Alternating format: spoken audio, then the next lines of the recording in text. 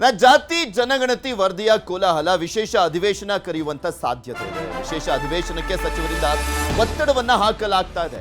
ಅಧ್ಯಯನ ಸಮಿತಿ ಮಾಡಿ ಉಪ ಸಮಿತಿಯನ್ನ ರಚಿಸಿ ಸಚಿವರ ಸಲಹೆ ಪರಿಗಣಿಸಿದ್ದಾರಂತೆ ಮುಖ್ಯಮಂತ್ರಿಗಳು.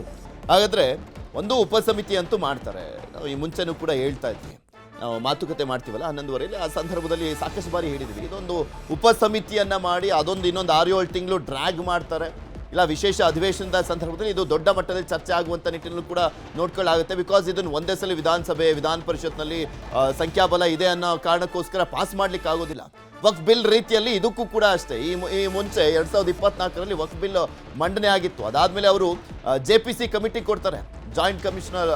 ಅದನ್ನ ಆ ಒಂದು ವಿಚಾರಕ್ಕೆ ಸಂಬಂಧಪಟ್ಟಂತೆ ಸಾರ್ವಜನಿಕ ಅಭಿಪ್ರಾಯವನ್ನೆಲ್ಲ ಸಂಗ್ರಹಿಸ್ತಾರೆ. ಆ ರೀತಿಯಾಗಿ ಇದನ್ನು ಕೂಡ ಮಾಡಬೇಕು ಅನ್ನುವಂಥ ನಿಟ್ಟಿನಲ್ಲಿ ಸಲಹೆಗಳನ್ನ ಕೊಡಲಾಗಿದೆ. ಆ ಒಂದು ನಿಟ್ಟಿನಲ್ಲಿ ಮುಖ್ಯಮಂತ್ರಿಗಳು ಕೂಡ ಅಷ್ಟೇ ಪರಿಗಣಿಸಿದ್ದಾರಂತೆ. ನಾಳೆ ಸಚಿವ ಸಂಪುಟ ಸಭೆಯಲ್ಲಿ ಅದೆಲ್ಲದ್ರ ಬಗ್ಗೆನೂ ಕೂಡ ತೀರ್ಮಾನವನ್ನ ಕೈಗೊಳ್ಳಲಾಗುತ್ತೆ. ಅಧಿವೇಶನದಲ್ಲಿ ಜಾತಿ ಜನಗಣತಿ ವರದಿಯನ್ನ ಚರ್ಚಿಸೋಣ, ಎಲ್ಲ ಶಾಸಕರು ಕೂಡ ಭಾಗಿಯಾಗ್ತಾರೆ, ಚರ್ಚೆಯನ್ನ ಮಾಡ್ತಾರೆ. ಸಚಿವರ ಸಲಹೆ ಪರಿಗಣಿಸಿದ್ದಾರಂತೆ ಮುಖ್ಯಮಂತ್ರಿಗಳು. ಆಕ್ಚುಲಿ ನಾಳೆಯ ಸಚಿವ ಸಂಪುಟ ಇದೆಯಲ್ಲ, ಇದಕ್ಕೆ ಅಂತಾನೆ ಡೆಡಿಕೇಟ್ ಮಾಡಿರುವಂತ ಸಚಿವ ಸಂಪುಟ ಸಭೆ. ಈ ಮುಂಚೆ ಎಲ್ಲ ಸಚಿವ ಸಂಪುಟ ಸಭೆ ನಡೀಬೇಕಾದ್ರೆ ಅದರ ಅಜೆಂಡಾಗಳು ಸಾಕಷ್ಟು ಇರ್ತವೆ. ಒಂದು 16 ವಿಚಾರಗಳನ್ನ ಇಟ್ಕೊಂಡು ಸಚಿವ ಸಂಪುಟ ಸಭೆಯಲ್ಲಿ ಮಾತನಾಡಲಾಗುತ್ತೆ. ಆದ್ರೆ ನಾಳೆಯ ವಿಶೇಷ ಸಚಿವ ಸಂಪುಟ ಇದಕ್ಕೆ ಅಂತಾನೆ ಡೆಡಿಕೇಟ್ ಆಗಿರುವಂತದ್ದು.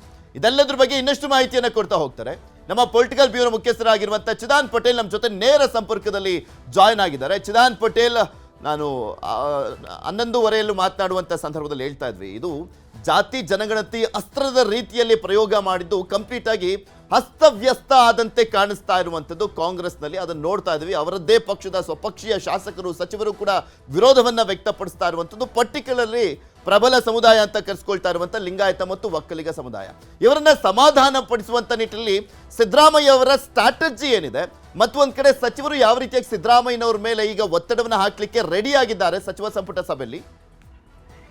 ಪೃಥ್ವಿರಾಜ್ ಜಾರಕಿಹೊಳಿ ಇವತ್ತು ಮುಖ್ಯಮಂತ್ರಿ ಸಿದ್ದರಾಮಯ್ಯನವರು ಕಲಬುರಗಿಯಲ್ಲಿ ಮಾತನಾಡ್ತಕ್ಕಂಥ ಸಂದರ್ಭದಲ್ಲಿ, ಅಂದರೆ ಮಾಧ್ಯಮ ಪ್ರತಿಕ್ರಿಯೆ ಕೊಡುವಂಥ ಸಂದರ್ಭದಲ್ಲಿ, ಇದು ಜಾತಿ ಜನಗಣತಿ ಅಲ್ಲ, ಇದು ಸಮೀಕ್ಷೆ, ಇದು ಜಾತಿ ಸಮೀಕ್ಷೆ, ಅದು ಒಂದು ಭಾಗ ಅಷ್ಟೇ. ಇಲ್ಲಿ ಜಾತಿಗಳ ಸಂಖ್ಯೆ ಒಂದು ಅದರ ಭಾಗ, ಒಂದು ಸಣ್ಣ ಭಾಗ ಅನ್ನೋ ಒಂದು ಮಾತನ್ನು ಹೇಳಿರುವಂಥದ್ದು. ಇದು ಸಾಮಾಜಿಕ, ಶೈಕ್ಷಣಿಕ, ಆರ್ಥಿಕ ಸಮೀಕ್ಷೆ ಆಗಿರ್ತಕ್ಕಂಥದ್ದು. ಯಾರಿಗೂ ಕೂಡ ಅನ್ಯಾಯ ಆಗಲಿಕ್ಕೆ ಬಿಡಲ್ಲ ಅನ್ನೋ ಮುಖಾಂತರ ಎಲ್ಲೊಂದು ಕಡೆ ಮುಖ್ಯಮಂತ್ರಿಗಳ ಈ ಹೇಳಿಕೆ ಎಲ್ಲ ಒಂದು ಕಡೆ ಅನಿವಾರ್ಯವಾಗಿ ಇದನ್ನು ಒಂದು ಸೆಗ್ರಿಗೇಟ್ ಮಾಡುವ ಹಂತಕ್ಕೆ ಬಂದಿದ್ದಾರೆ ಅನ್ನೋ ಒಂದು ಸುಳಿವು ಕೊಟ್ಟಿರ್ತಕ್ಕಂಥದ್ದು. ಮತ್ತೊಂದು ಕಡೆ ಎಲ್ಲೊಂದು ಕಡೆ ಸಮಾಜದ ಪ್ರಬಲ ಸಮುದಾಯಗಳಾಗಿರ್ತಕ್ಕಂಥ ವೀರಶೈವ ಲಿಂಗಾಯತ ಮತ್ತು ಒಕ್ಕಲಿಗ ಸಮುದಾಯದವರು ಇದೀಗ ಸರ್ಕಾರದ ವಿರುದ್ಧ ಮುಗಿಬಿದ್ದಿರ್ತಕ್ಕಂಥದ್ದು ಮತ್ತು ಮುಖ್ಯಮಂತ್ರಿಗಳ ವಿರುದ್ಧ ತಿರುಗಿ ಬಿದ್ದಿರ್ತಕ್ಕಂಥದ್ದು. ಸಾಲದಕ್ಕೆ ಸರ್ಕಾರದ ಭಾಗ ಆಗಿರ್ತಕ್ಕಂಥ ಮತ್ತು ಕಾಂಗ್ರೆಸ್ನ ಶಾಸಕರು ಕೂಡ ಅನೇಕರು ಬಹಿರಂಗವಾಗಿ ವಿರೋಧ ಭಾಷೆ ಹೇಳಿಕೆಯನ್ನು ಕೊಟ್ಟಿರ್ತಕ್ಕಂಥದ್ದು ಮತ್ತು ರಾಜೀನಾಮೆಯ ಮಾತನ್ನು ಕೂಡ ಹೇಳಿರುವಂಥದ್ದು. ಒಂದು ಕಡೆ ಶಾಮನೂರು ಶಿವಶಂಕರಪ್ಪನವರು ಎಲ್ಲೊಂದು ಕಡೆ ಪ್ರಮುಖ ಈ ಎರಡು ಜಾತಿಗಳನ್ನ ಎದುರಾಕೊಂಡ್ರೆ ಸರ್ಕಾರ ನಡೆಯುತ್ತೆ ಎಂಬ ಎಚ್ಚರಿಕೆಯನ್ನು ಕೂಡ ಮುಖ್ಯಮಂತ್ರಿಗಳಿಗೆ ಕೊಟ್ಟಿರ್ತಕ್ಕಂಥದ್ದು. ಇದರ ನಡುವೆ ಚನ್ನಗಿರಿಯ ಶಾಸಕರು, ಎಲ್ಲ ಲಿಂಗಾಯತ ಶಾಸಕರುಗಳು, ಅಂದರೆ ಕಾಂಗ್ರೆಸ್ ಒಳಗಿರ್ತಕ್ಕಂಥ ಲಿಂಗಾಯತ ಶಾಸಕರು ಸಚಿವರು ರಾಜೀನಾಮೆಯನ್ನು ಕೊಡಿ ಅಂತೇಳಿ ಎಚ್ಚರಿಕೆಯನ್ನು ಕೊಟ್ಟಿರುವಂಥದ್ದು. ಇದರ ನಡುವೆ ಎಲ್ಲೊಂದು ಕಡೆ ಇದು ಜಾತಿ ಸಂಘರ್ಷಕ್ಕೆ ಎಡೆ ಮಾಡಿಕೊಡುವ ಮುನ್ಸೂಚನೆ ಮತ್ತು ಲಕ್ಷಣಗಳು ಇರೋ ಕಾರಣಕ್ಕಾಗಿ ಎಲ್ಲೊಂದು ಕಡೆ ಅನೇಕ ಸಚಿವರುಗಳು ಮುಖ್ಯಮಂತ್ರಿಗಳಿಗೆ ಪ್ರಮುಖ ಸಲಹೆಯನ್ನು ಕೂಡ ಕೊಟ್ಟಿರ್ತಕ್ಕಂಥದ್ದು, ವರದಿಯನ್ನು ಪರಿಷ್ಕರಣೆಯ ಸಲಹೆಯನ್ನು ಕೊಟ್ಟಿರುವಂಥದ್ದು. ಹಾಗಾಗಿ ಎಲ್ಲೊಂದು ಕಡೆ ಸಚಿವರುಗಳು ಮುಖ್ಯಮಂತ್ರಿಗಳಿಗೆ ವಿಶೇಷ ಅಧಿವೇಶನವನ್ನು ಕರೆದರೆ ಈ ಒಂದು ಅಧಿವೇಶನದಲ್ಲಿ 224 ಶಾಸಕರು ಕೂಡ ಭಾಗಿಯಾಗ್ತಾರೆ, ಚರ್ಚೆಯಲ್ಲಿ ಭಾಗಿಯಾಗಲಿ. ಆ ಮುಖಾಂತರ ಒಂದು ಒಮ್ಮತದ ಅಭಿಪ್ರಾಯ ಸಂಗ್ರಹ ಆಗುತ್ತೆ. ಆ ಒಮ್ಮತ ಅಭಿಪ್ರಾಯದಂತೆ ಮುಂದಿನ ಹೆಜ್ಜೆಯನ್ನು ಇಡಿ ಅಂತೇಳಿ ಮುಖ್ಯಮಂತ್ರಿಗಳಿಗೆ ಸಲಹೆಯನ್ನು ಕೊಟ್ಟಿರುವಂಥದ್ದು. ಈಗಾಗಲೇ ನಾಳೆ ಮುಖ್ಯಮಂತ್ರಿಗಳು ವಿಶೇಷ ಸಚಿವ ಸಂಪುಟ ಸಭೆಯನ್ನು ಇದೇ ಕಾರಣಕ್ಕಾಗಿ ಕರೆದಿರ್ತಕ್ಕಂಥದ್ದು. ಹಾಗಾಗಿ ವಿಶೇಷ ಸಚಿವ ಸಂಪುಟ ಸಭೆಯಲ್ಲಿ ಸಚಿವರುಗಳು ತಮ್ಮ ಅಭಿಪ್ರಾಯವನ್ನು ವ್ಯಕ್ತಪಡಿಸಲಿದ್ದಾರೆ. ಪ್ರಮುಖವಾಗಿ ಲಿಂಗಾಯತ ಮತ್ತು ಒಕ್ಕಲಿಗ ಸಮುದಾಯಕ್ಕೆ ಸೇರಿರ್ತಕ್ಕಂಥ 14 ಸಚಿವರುಗಳು ಈಗಾಗಲೇ ಪರೋಕ್ಷವಾಗಿ ವಿರೋಧವನ್ನು ವ್ಯಕ್ತಪಡಿಸಿರುವಂಥದ್ದು. ಹಾಗಾಗಿ ಲೋಪದೋಷಗಳ ಬಗ್ಗೆ ನಾಳೆ ಮುಖ್ಯಮಂತ್ರಿಗಳಿಗೆ ಎಲ್ಲ ಸಚಿವರುಗಳು ಒಕ್ಕೂರಿನಿಂದ ವಿವರಣೆಯನ್ನು ನೀಡಲಿದ್ದಾರೆ. ಮತ್ತೊಂದು ಕಡೆ ಇದನ್ನು ಜಾರಿ ಮಾಡಬೇಕಂತ ಒತ್ತಾಯಿಸಿ ಅಲ್ಪಸಂಖ್ಯಾತ, ಹಿಂದುಳಿದ, ದಲಿತ ಸಮುದಾಯದ ಸಚಿವರುಗಳು ಒತ್ತಾಯ ಮತ್ತು ಒತ್ತಡವನ್ನು ಹಾಕ್ತಿರ್ತಕ್ಕಂಥದ್ದು. ಇದರ ಭಾಗವಾಗಿ ಇವತ್ತು ಹಿಂದುಳಿದ ವರ್ಗದ ಸಮುದಾಯದ ಸಚಿವರುಗಳು ಇದೀಗ ಪತ್ರಿಕಾಗೋಷ್ಠಿಯನ್ನು ನಡೆಸ್ತಿರ್ತಕ್ಕಂಥದ್ದು. ಎಲ್ಲದರ ನಡುವೆ ಕೂಡ ಮುಖ್ಯಮಂತ್ರಿಗಳಿಗೆ ವಿಶೇಷ ಸಚಿವ ಸಂಪುಟ ಸಭೆಗೆ ಒತ್ತಡ ಮತ್ತು ಒತ್ತಾಯವನ್ನು ಆಗ್ತಿರೋದ್ರಿಂದ ನಾಳಿನ ಸಚಿವ ಸಂಪುಟ ಸಭೆಯಲ್ಲಿ ಮುಖ್ಯಮಂತ್ರಿಗಳು ಎಲ್ಲ ಸಚಿವರೊಂದಿಗೆ ಸಮಾಲೋಚನೆ ನಡೆಸಲಿದ್ದಾರೆ. ಸಂಪುಟ ಉಪಸಮಿತಿ ರಚನೆ ವಿಚಾರ ಮತ್ತು ಅಧಿಕಾರಿಗಳ ನೇತೃತ್ವದ ಒಂದು ತಜ್ಞರ ಸಮಿತಿ ಮತ್ತು ಇದನ್ನು ಸಾರ್ವಜನಿಕ ಚರ್ಚೆಗೆ ಎಡೆ ಮಾಡಿಕೊಡಲಿಕ್ಕೆ ವೆಬ್ಸೈಟ್ನಲ್ಲಿ ಅಪ್ಲೋಡ್ ಮಾಡೋ ವಿಚಾರ ಮತ್ತು ವಿಶೇಷ ಅಧಿವೇಶನವನ್ನು ಕರಿಬೇಕಾ ಬೇಡ, ಇದರ ಅಗತ್ಯತೆ ಎಷ್ಟಿದೆ ಅನ್ನೋದ್ರ ಬಗ್ಗೆ ಎಲ್ಲ ಸಚಿವರೊಂದಿಗೆ ಮುಖ್ಯಮಂತ್ರಿಗಳು ಚರ್ಚೆಯನ್ನು ಮಾಡಲಿದ್ದಾರೆ. ಎಲ್ಲ ಸಚಿವರುಗಳು ಒಮ್ಮತದ ಒಪ್ಪಿಗೆಯನ್ನು ಕೊಟ್ಟರೆ ಮುಖ್ಯಮಂತ್ರಿಗಳು ವಿಶೇಷ ಅಧಿವೇಶನವನ್ನು ಕರೆಯಲಿದ್ದಾರೆ. 5 ದಿನಗಳ ವಿಶೇಷ ಅಧಿವೇಶನ ಕರೆದು ಅಲ್ಲಿ ಸದನದಲ್ಲಿ ಎಲ್ಲ ಶಾಸಕರ ಜೊತೆಗೆ ಮುಕ್ತ ಸಮಾಲೋಚನೆ ಮತ್ತು ಚರ್ಚೆ ಮತ್ತು ಅಭಿಪ್ರಾಯವನ್ನು ಪಡೆದು ಮುಂದಿನ ನಿರ್ಧಾರವನ್ನು, ಮುಂದಿನ ಹೆಜ್ಜೆಯನ್ನು ಇಡಲಿಕ್ಕೆ ರೂಪುರೇಷಣೆ ಮಾಡಿದ್ದಾರೆ ಅಂತ ಹೇಳಲಾಗ್ತಿದೆ. ಪೃಥ್ವಿ, ಚಿದಾನ್ ಪಟೇಲ್ ಮುಖ್ಯಮಂತ್ರಿಗಳು ಹೇಳ್ತಾ ಇದ್ರು ಯಾರಿಗೂ ಅನ್ಯಾಯ ಆಗ್ಲಿಕ್ಕೆ ಬಿಡಲ್ಲ ಅಂತ. ಮೊನ್ನೆ ಮಾತನಾಡ್ತಾ ಹೇಳ್ತಾ ಇದ್ರು ಇದು ವೈಜ್ಞಾನಿಕವಾಗಿ ಮಾಡಿರುವಂತ ಸರ್ವೆ ರೀ, ಇದ್ರನ್ನ ಯಾರ್ರೀ ಅವೈಜ್ಞಾನಿಕ ಅಂತ ಇದ್ದಾರೆ, ಅವ್ರಿಗೆ ಗೊತ್ತಿದ್ಯಾ ಅವೈಜ್ಞಾನಿಕ ಅಂದ್ರೆ ಏನು ಅನ್ನುವಂಥದ್ರ ಬಗ್ಗೆ ಎಲ್ಲ ಪ್ರಶ್ನೆ ಮಾತಾಡಿದ್ರು. ಹಾಗೆ ಗರಂ ಆಗಿ ಕೂಡ ಹೇಳಿದ್ರು. ಇಲ್ಲಿ ಶಿವಗಂಗಾ ಅವರು ಹೇಳ್ತಾ ಇದ್ರಲ್ಲ, ಬಸವರಾಜ್ ಶಿವಗಂಗಾ ಅವರು, ಇಲ್ಲಿ ಒಕ್ಕಲಿಗ ಸಮುದಾಯದವರು ಅಟ್ಲೀಸ್ಟ್ ಡಿ ಕೆ ಶಿವಕುಮಾರ್ ಅವರ ನೇತೃತ್ವದಲ್ಲಿ ಒಂದ್ ಕಡೆ ಸೇರಿದ್ದಾರೆ, ಒಂದ್ ಕಡೆ ಮಾತನಾಡಿದ್ದಾರೆ, ಅವರ ಅಭಿಪ್ರಾಯವನ್ನ ತಿಳಿಸಿದ್ದಾರೆ. ಅದನ್ನ ಸಚಿವ ಸಂಪುಟದಲ್ಲಾದ್ರೂ ಮಂಡನೆಯನ್ನ ಮಾಡ್ತಾರೆ, ಆ ಸಚಿವರುಗಳ ಅಂದ್ರೆ ಶಾಸಕರ ಪರವಾಗಿ ಸಚಿವರುಗಳು ಮಾತನಾಡ್ತಾರೆ ಅಂತ.